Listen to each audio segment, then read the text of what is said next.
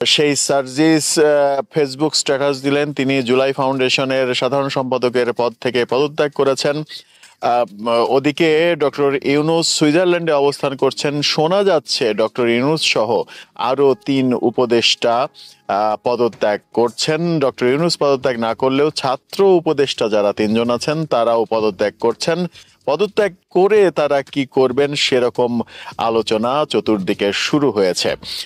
অনেকে বলছেন যে আমেরিকার খেল শুরু হয়েছে। আসলে কোন খেল শুরু হয়েছে সেই বলছিলাম সার্জিস আলমের কথা। সার্জিসদের বিভিন্ন কর্মকাণ্ড সমন্বয়ক শব্দটাকে কলুষিত করে ফেলেছে এমন আলোচনা কিন্তু চতুর্দিকে রয়েছে। অনেকে বলেন সমন্বয়ক এখন শব্দটা গালিতে পরিণত হয়েছে।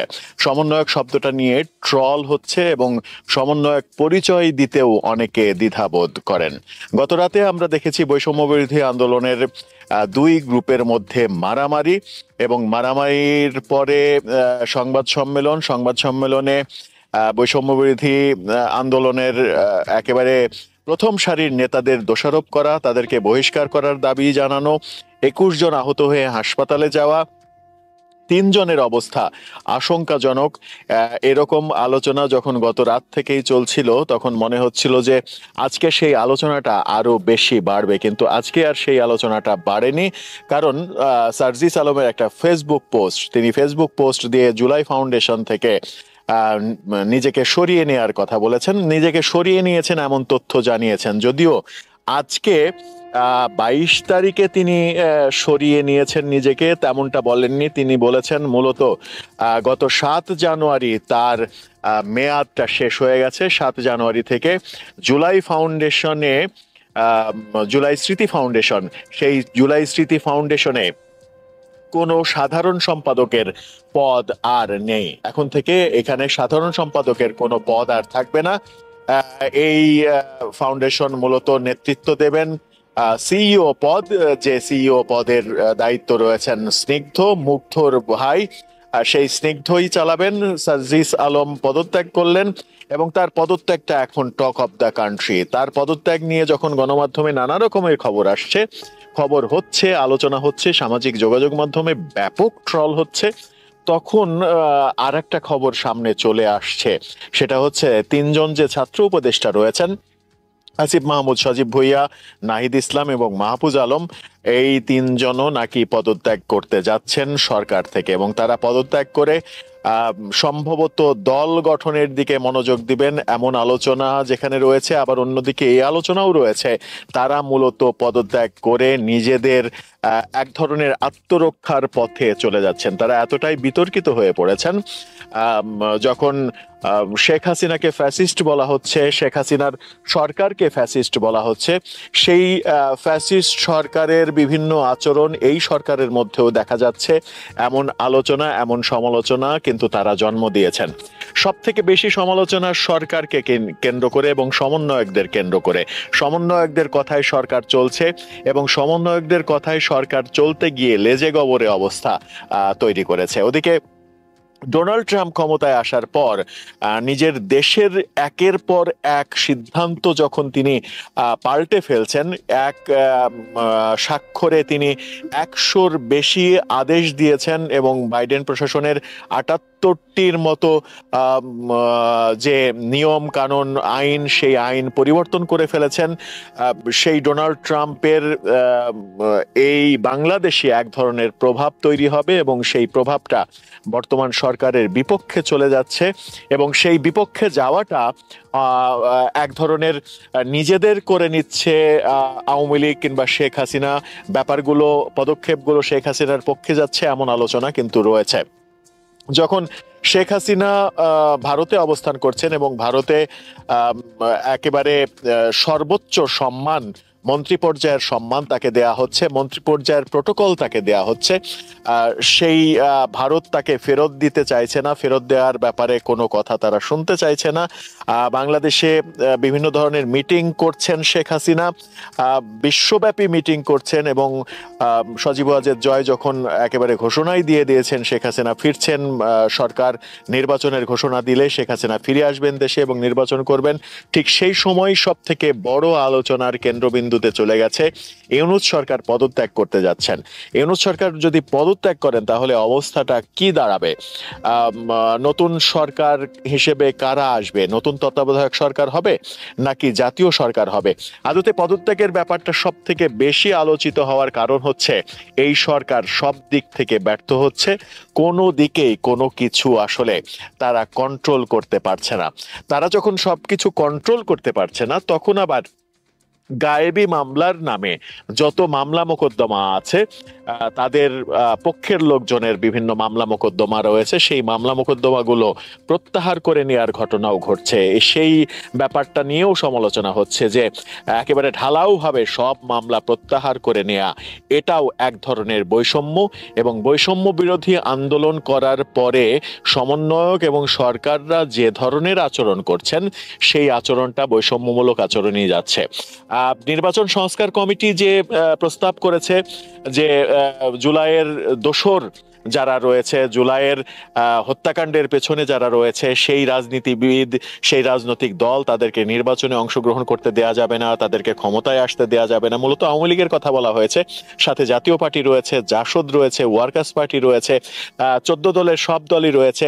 এতগুলো দল, অন্তত 15-16টা দলকে নির্বাচন করতে না দিয়ে শুধুমাত্র জামাত কেন্দ্রিক যে প্রচারগুলো রয়েছে, যে সরকার জামাতের কথাই চলছে, জামাতের কথাই উঠা বসা করছে, সমন্বয়করা জামাতের কথাই চলছে। ইদানিং হাসনাত আব্দুল্লাহ তো ওয়াজ মাহফিলে গিয়ে বড় বড় ওয়াজের বয়ানও দিচ্ছেন এবং সেখানে তিনি সুদ বিরোধী নানা রকমের কথা বলছেন, মানুষকে সুদ খাওয়া হারাম বলছেন।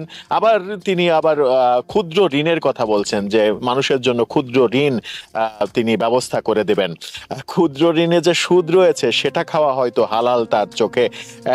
সেই ওয়াজ মাহফিলটাও অনেক বড় বিতর্কের জন্ম দিয়েছে। এই সব মিলিয়ে আসলে সরকার এবং সমন্বয়করা বড় ধরনের সমালোচনার মুখে। দর্শক, আপনার কি মনে হয় শেষ পর্যন্ত ইউনূস সরকার, ডক্টর ইউনূস কি পদত্যাগ করতে যাচ্ছেন? তিনি সুইজারল্যান্ডে অবস্থান করছেন, এমন গুঞ্জনও রয়েছে যে তিনি সুইজারল্যান্ডে আছেন, তিনি আর ফিরবেন না।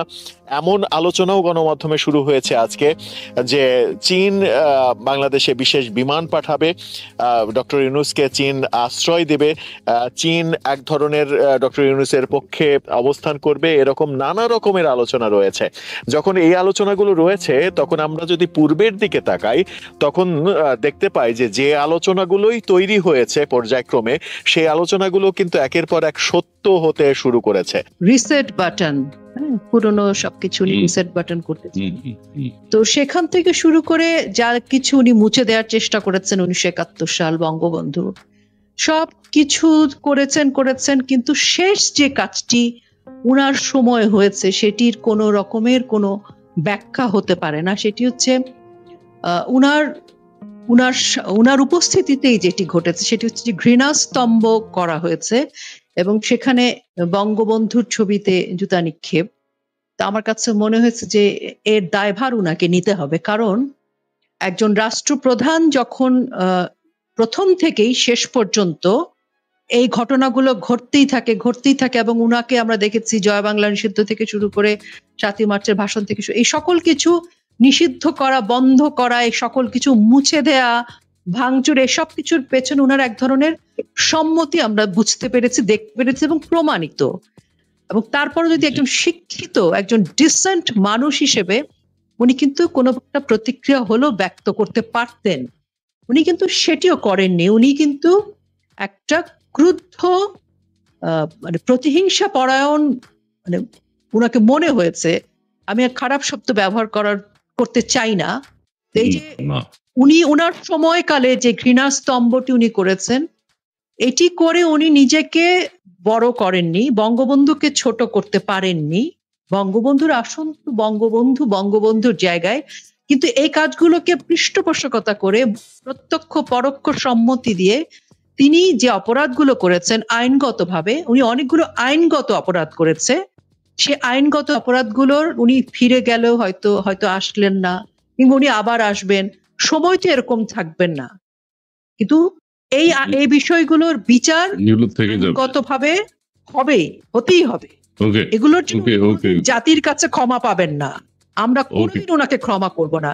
উনার মৃত্যুর পরেও আমি জানি না এই কথা বলার জন্য আমার কোনো শাস্তি হবে কিনা। মানে এটা যদি আইনগত বিচার না হয়, মৃত্যুর পরও অন্তত একজন মানুষও যদি পৃথিবীতে বেঁচে থাকে, উনাকেও আমরা এরকম জুতা নিক্ষেপ করে ঘৃণা প্রদর্শন করব। এবং এটি আমি ওকে বিশ্বাস করি সারা পৃথিবীতে সকল বাঙালি, এটা আওয়ামী লীগের বিষয় না, এটা বঙ্গবন্ধুর বিষয়।